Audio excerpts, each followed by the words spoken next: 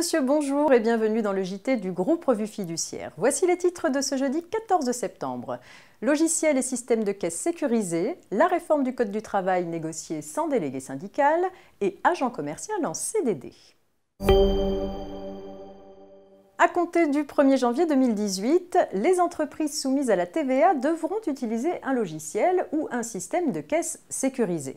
En cas de contrôle fiscal, elles devront pouvoir justifier de la conformité des matériels utilisés en produisant un certificat ou une attestation de l'éditeur. À défaut, elles risqueront des sanctions. Le 15 juin dernier, le ministre de l'Action et des Comptes publics a annoncé que cette obligation, qui visait à l'origine les logiciels de caisse, de comptabilité et de gestion, serait limitée aux seuls logiciels et systèmes de caisse le plus susceptibles de donner lieu à des fraudes à la TVA. Dans l'attente des modifications législatives nécessaires, l'administration vient de publier un document de 49 questions-réponses visant à donner des indications pratiques aux entreprises afin qu'elles engagent les démarches nécessaires pour se mettre en conformité. Des précisions sont notamment apportées concernant les entreprises visées par le dispositif, les logiciels concernés et les critères qu'ils doivent satisfaire. Il est important de noter que les informations contenues dans ce document ne sont pas opposables à l'administration fiscale. On poursuit avec un point concernant la réforme du Code du travail, négociée sans délégué syndical. Le gouvernement veut en effet faciliter la négociation d'accords collectifs dans les petites entreprises en l'absence de délégué syndical. La réforme du Code du travail par ordonnance, dont nous avons déjà parlé cette semaine, intervient sur ce point. C'est ainsi que les entreprises de moins de 11 salariés se voient ouvrir la possibilité de proposer un projet d'accord directement aux salariés en l'absence de délégué syndical ou de conseil d'entreprise. L'employeur devra obtenir un vote favorable à la majorité des 2/3 du personnel pour valider cet accord.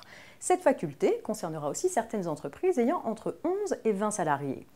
Pour les entreprises de 11 à moins de 50 salariés sans délégué syndical ni conseil d'entreprise, les accords d'entreprise ou d'établissement pourront être négociés soit par un ou plusieurs salariés mandatés par un ou plusieurs syndicats représentatifs, soit par un ou plusieurs membres élus du Conseil social et économique, le CSE, que nous évoquions dans notre JT d'hier. Ces accords devront aussi être validés.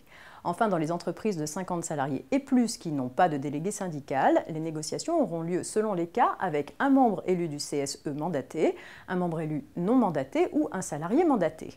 Les logiques sont ici identiques à celles en vigueur aujourd'hui. Agent commercial en CDD, et cette précision pour terminer, en fin de contrat, les agents commerciaux ont droit à une indemnité, sauf dans quelques cas, notamment lorsque l'agent a pris l'initiative de la rupture.